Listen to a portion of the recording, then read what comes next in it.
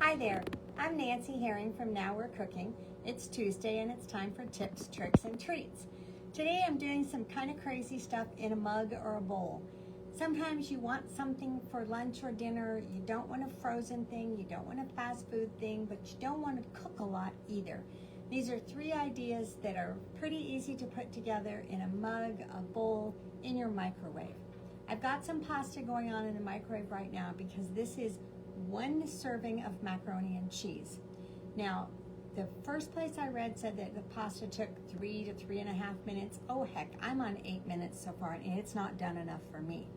And when they say do this in a mug, I can finish it off in a mug, but if I don't cook it in a larger vessel, the water just blubs all over your microwave. So I have 1/3 of a cup of pasta and 3/4 of a cup of water in the microwave as we speak.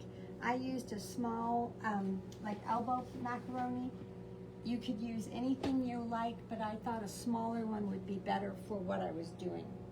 So I've got 7 more seconds. You want the pasta to be pretty much done before you start adding the other things to it. And I might need a pot holder. Forgot that small detail.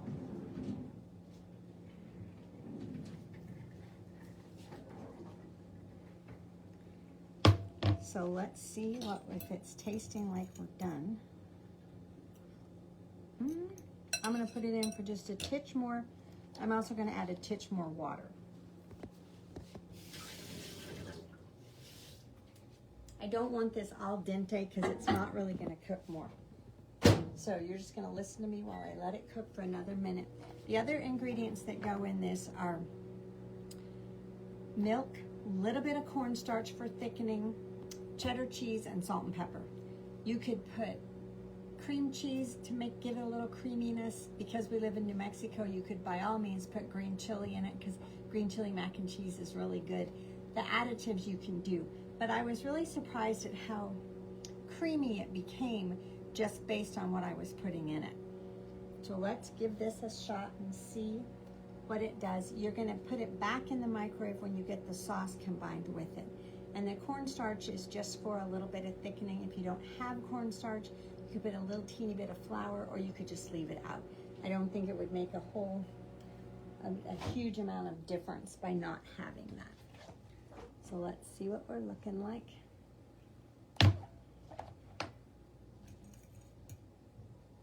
Because I'm eating this, I'm using the same fork twice. So there's a little bit of water on here. I do want to drain that off. I don't want it to be any looser than it needs to be.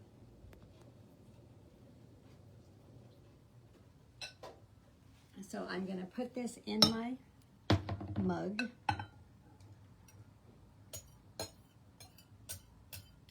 And I'm going to put, I want the milk, and then they say pour it all in together. I want it to go, I want to mix this up a little bit before I pour it in because the cornstarch and the, you know what? I just did this for another filling. Bear with me here. I'm combining recipes. This is just cornstarch and the flour was for something else. So I've got my milk. I'm just gonna put my cornstarch since I've already messed that up a little bit. A little bit of cornstarch and the cheese. And I'm gonna stir like crazy. Then I'm gonna put it back in the microwave for about a minute. So I want this all to be, don't want any odd little bits of liquid. Doesn't look like much now, but just wait. Alrighty, let's move this. Let's put this in for a minute.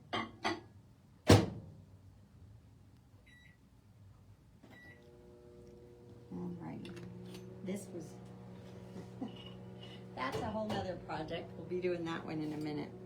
So let me get a clean bowl for that while I'm waiting for that to cook.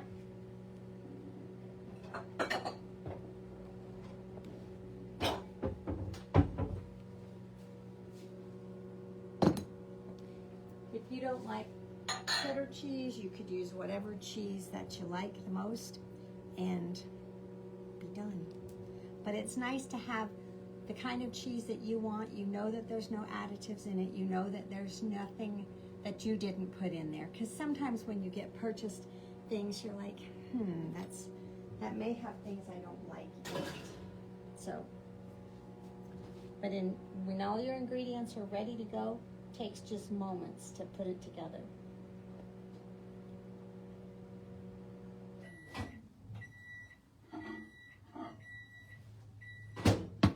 Now I'm going to stir it again.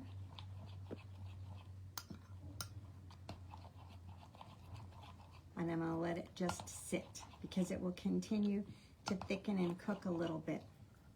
So it's a little bit runny right now, but I'm just going to let it do its thing. So it's a real fast, easy mac and cheese recipe. And the more I stir, distribute everything. We made one this afternoon and we all had a bite and thought it was pretty dang good. So mac and cheese in a mug, easy peasy. This other one is really interesting to me. It's called pizza in a mug. And that's what I just put the milk in the other flour. This calls for 3 tablespoons of flour, all-purpose flour. So I've got 1, 2,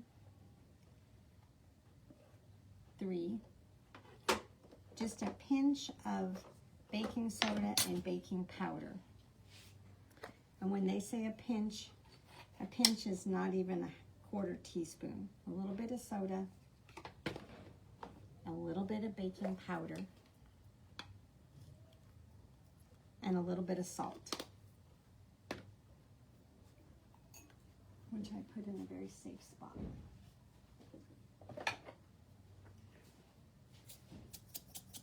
I want to do this in a bowl because the mug that I'm going to do it in, I need to put the pasta sauce down in first. So what I need now is I need 3 tablespoons of milk and a tablespoon of olive oil. This is a handy measure that you can look down on it and see the markings so you don't have to put your head down next to the container, the measuring, or hold it up to you. And it goes from a 1/2 teaspoon all the way up. So olive oil, flour, baking powder, baking soda, and milk. And I want to just whisk this up and get everything blended together. Then to assemble my mug, I'm going to put some pasta sauce in the bottom of my mug. I'm going to pour this over it. I'm going to put a little bit of mozzarella cheese, a little bit of oregano or Italian seasoning, whatever sounds the best, and put it in the microwave for a minute. Then I'm going to take it out and I'm going to put a teeny bit of pepperoni and put it in for about another 10 seconds. So I mean and if you don't like pepperoni, put some, you can either have a basic cheese. So I'm going to use this mug. It's a small mug. I did it in a larger mug earlier and it was really too big. So this is just a jarred pasta sauce. I'm going to put a couple of tablespoons down in the bottom.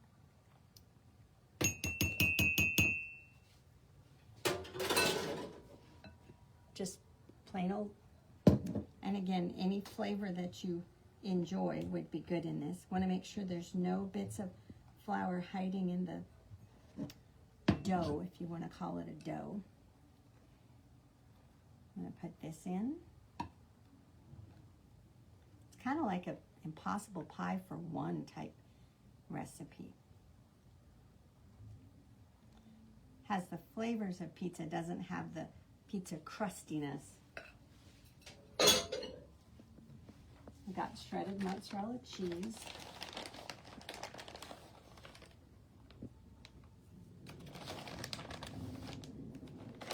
And I've got some Italian seasoning.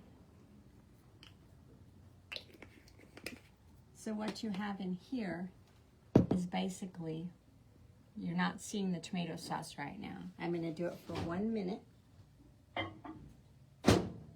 And then when it comes out, we'll put a little bit of pepperoni on top. and put it back in for a few minutes. And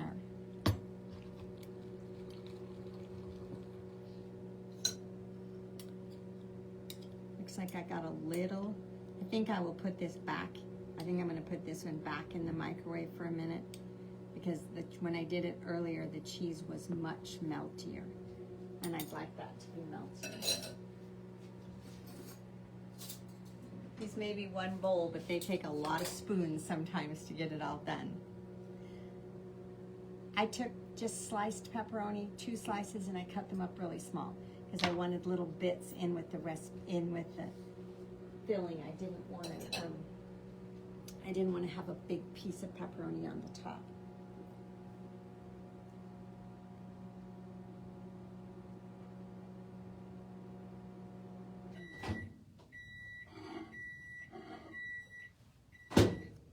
So can you see that it has cooked? And we're going to put these in. I think I'm going to see if I can stir a teeny bit. And then I'm going to put it back in just for about 15 seconds. Get the chill off the pepperoni. And that's it. So that's not much to it to make a nice little pizza mug. And we almost always have tomato sauce on hand, spaghetti sauce on hand, because sometimes you just need a little titch. So when you bite into this, I'll let it sit for just a minute and put this one back in. We did discover that some of these straight out of the microwave are exceedingly hot, which is what a microwave does. We shouldn't have been so surprised. But when you get a bite, you get the filling, and it kind of makes like not quite a biscuit, but it was quite the tasty thing. So I don't know if you can see what it looks like, but it was very tasty, and we ate it in a heartbeat. Okay, let this go a little bit more. And this may or may not be the texture that I want, but it'll be good. So mac and cheese in a pizza bowl. Okay, we got 2. The other one I'm going to do is something that I learned a long time ago, and it sounds so odd, and it's so good. Did I take my big ramekin and put it somewhere?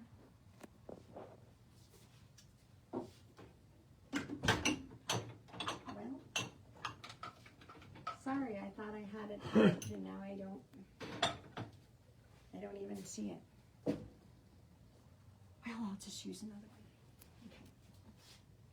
I'm going to use a bowl instead of a ramekin because none of these ramekins are quite the size that I want. I usually use a 10-ounce ramekin.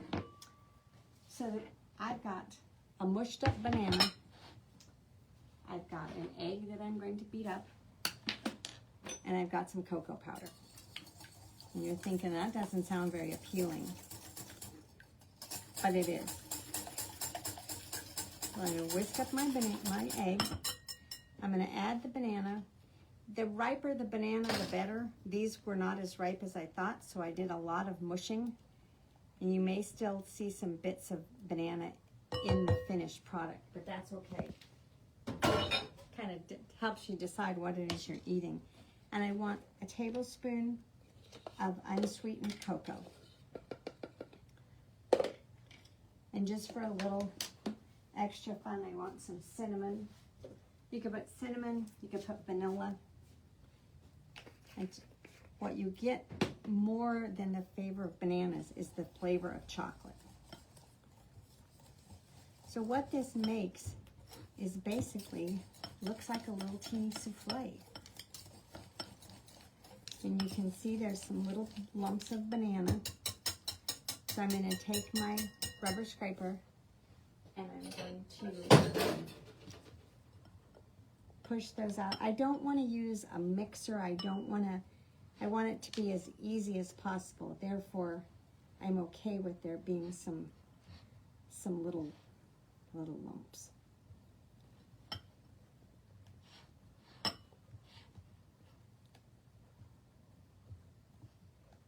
You think this is too big? Should I do a ramekin? Bear with me a minute. Let me find one.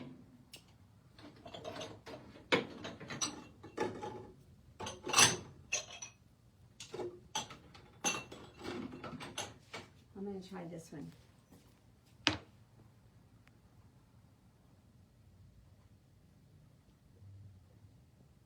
I'm filling it to the top, so cross your fingers here. This goes in the microwave for 2 minutes.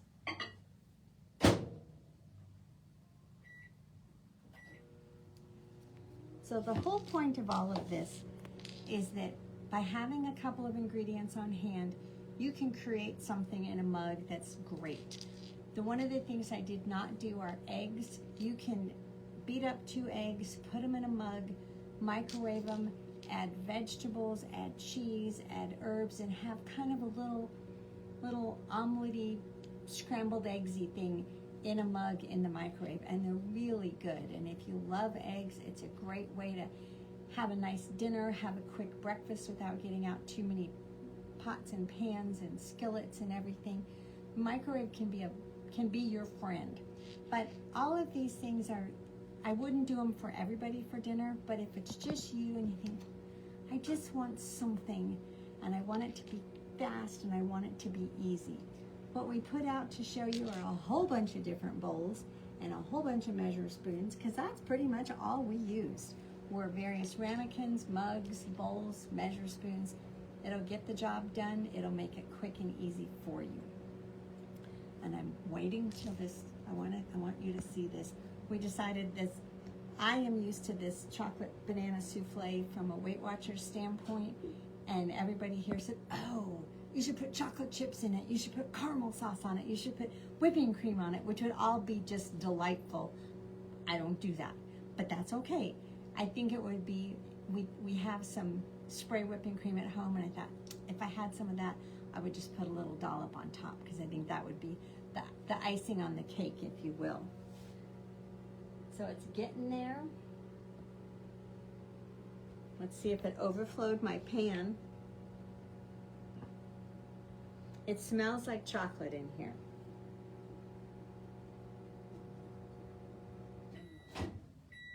Ooh, it made it quite tall and looks definitely souffle-ish.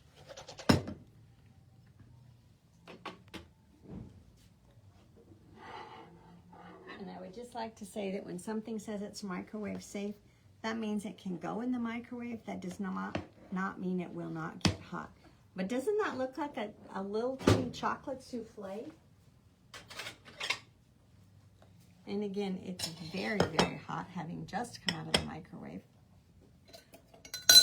But when you dig into it, you get this little chocolate delight.